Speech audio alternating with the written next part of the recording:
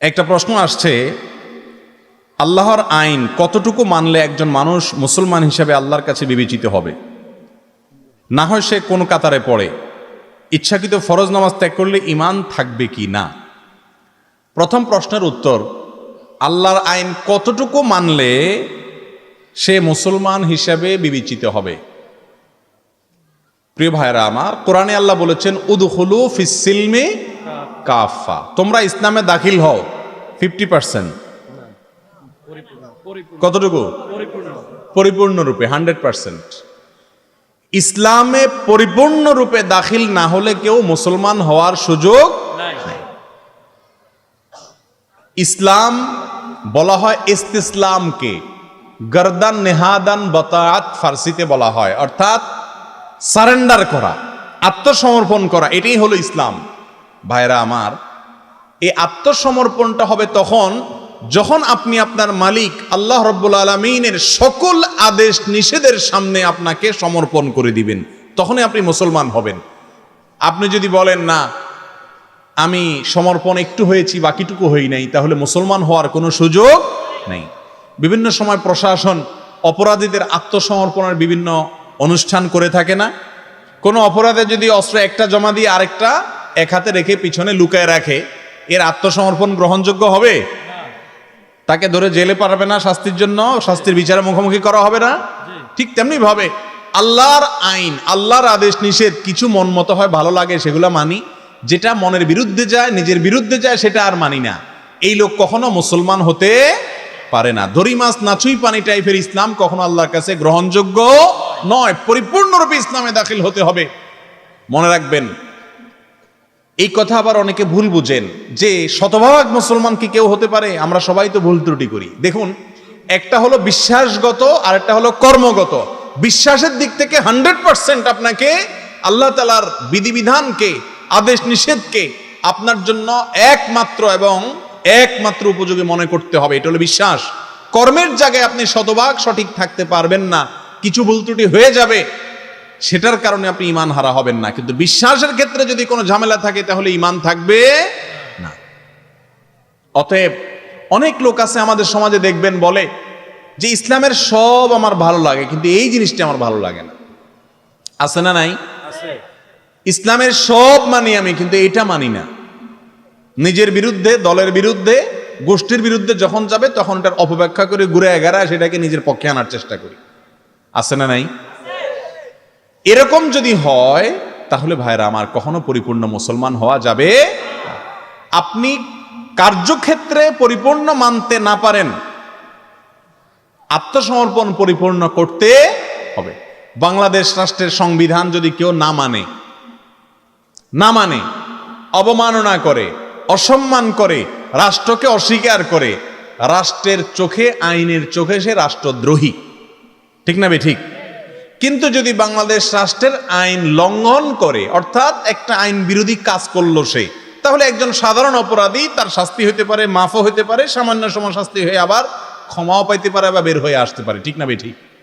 সাধারণ আল্লাহর কোনো আদেশ নিষেধ লঙ্ঘন করলেন, আপনি সাধারণ গুনাহগার, কিন্তু ইসলামের কোনো বিষয় নিয়ে প্রশ্ন তুললেন, মানলেন না, মন মতো হলো না, তখন এবার অপব্যাখ্যা শুরু করে দিলেন, ঈমান নিয়ে টানাটানি দেখা যাবে, খবরদার।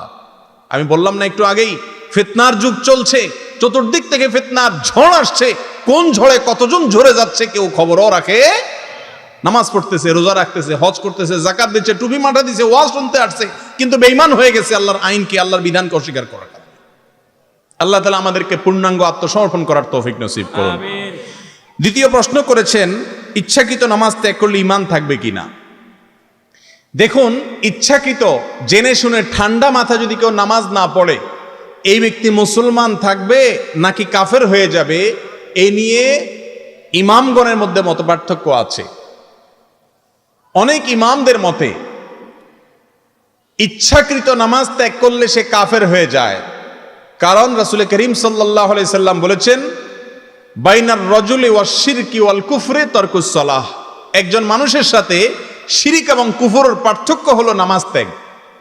মান তারাকাস সালাতা মুতাআম্মিদান ফাকাদ কাফারা, যে ব্যক্তি ইচ্ছাকৃত নামাজ ত্যাগ করলো সে কুফরি করলো বা কাফের হলো। দুইটা অর্থ হতে পারে। তো এই সমস্ত হাদিসের ভিত্তিতে কোরআনে কারিমে আল্লাহ তাআলা বলেছেন ফাইন তাবু ওয়া আকামুস সালাহ ওয়া আতুজ যাকাত ফা ইখওয়ানুকুম ফিদ্দীন। তারা যদি নামাজ পড়ে তাহলে তোমার ধর্মের ভাই। তাহলে এই সমস্ত আয়াত হাদিস থেকে বোঝা গেল যে ইচ্ছাকৃত নামাজ পড়ে না, সালাত ত্যাগ করে, সে মুসলমান না। আমার কথা কি বুঝতে পারছেন? এটা অনেক ইমামদের মত। এসব ইমামদের মতে যদি স্বামী নামাজি হয়, স্ত্রী বেনামাজি হয়, অথবা স্ত্রী নামাজি হয়, স্বামী বেনামাজি হয়, তাহলে তাদের মধ্যে বিবাহ বন্ধন থাকবে না, তাদের বিবাহ বৈধ হবে না, তাদের সম্পর্ক ছিন্ন হয়ে যাবে। ডেঞ্জারাস কথাবার্তা। মুসলমানদের কবরে তাদেরকে দাফন করা যাবে না, তাদের জানাজা পড়া যাবে না বেনামাজির। কথা কি বুঝতে পারতেছেন? এটা হলো অনেক ইমামদের মত। ইমাম আজম আবু হানিফা রহমতুল্লাহ আলাইহির মত হলো যদি কেউ নামাজ না পড়ে আর তার মনের ভিতরে অপরাধ বোধ থাকে, অপরাধ বোধ বুঝেন তো কি? সে বলতেছে যে আসলে নামাজ তো পড়ি না, কিন্তু পড়া উচিত, এটা অন্যায়, আসলে দোয়া করেন শুরু করব, আসলে ঠিক হচ্ছে না, তার ভিতরে একটা ভয় কাজ করে, স্বীকার করে সে, এরকম যদি হয় তো ইমাম আজম আবু হানিফা রহমতুল্লাহ বলেন সে কাফের হবে না, যেহেতু আল্লাহর প্রতি বিশ্বাসটা তার আছে, সে ফাসেক। আর আবু হানিফা রহমতুল্লাহ আলাইহির এই মতের কারণে বহু বেনামাজি বাইচে গেল আর কি। কথা কি বুঝতে পারছেন? প্রিয় ভাইরা আমার, রাসূল সাল্লাল্লাহু আলাইহি সাল্লামের যুগে যারা মসজিদে না আসতো, সাহাবীরা তাদেরকে মুসলমান মনে করতেন না। মুনাফিকরা পর্যন্ত মসজিদে এসে হাজিরা দিতে হতো, কারণ মসজিদে না আসলে মুসলমান হিসাবে গণ্য হতো না। আর আমরা তো মাশাআল্লাহ, যদি কয় কিরে নামাজ পড়ছ না কেন, বলে নামাজ না পড়লে কি হয়েছে, ঈমান আছে। মেসওয়াক দাঁত ব্রাশ না করলে কি হয়েছে, আমার মুখ পরিষ্কার আছে। এই কথা যেরকম নামাজ না পড়লে কি হয়েছে, আমার ঈমান আছে, এই দাবিটা অনেকটা সেরকম। মনে রাখবেন, মুসলমান নামাজ ছাড়তে পারে না। মুসলমান অর্থের অভাবে লোভে পড়ে চুরি করছে, এটা হতে পারে। মুসলমান শয়তানের পালায় পড়ে জিনা করে ফেলেছে, হতে পারে। ঠান্ডা মাথায় মুসলমান নামাজ ত্যাগ করতে পারে না। আল্লাহ রাব্বুল আলামিন আমাদের সবাইকে নামাজ কায়েমকারী মুসলমান হওয়ার তৌফিক নসিব করুন। আরব আলেমদের ফতোয়া হলো, বিশেষ করে সৌদি আরবের ওলামা একরামের ফতোয়া হলো নামাজ ত্যাগকারী কাফের, মুসলমান না। এই জন্য সৌদি আরবের ছোকরা ছোকরা পোলাপাইন, যুবক পোলাপাইনকেও দেখা যায়, যারা প্রবাসে আছেন তারা জানেন যে আকাম কুকাম যাই করুক না করুক, নামাজের রক্ত হলে দৌড়ায় মসজিদে আইসা হাজির এটা দিয়া যায়, ইমান রাখে।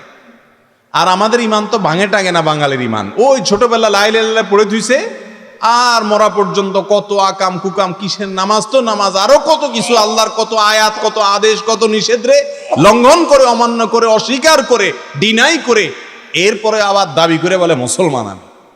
ঠিক না বে ঠিক? মরার পরে টেলা বোঝা যাবে। আল্লাহ তাআলা আমাদেরকে সংশোধন হওয়ার তৌফিক নসিব করুন।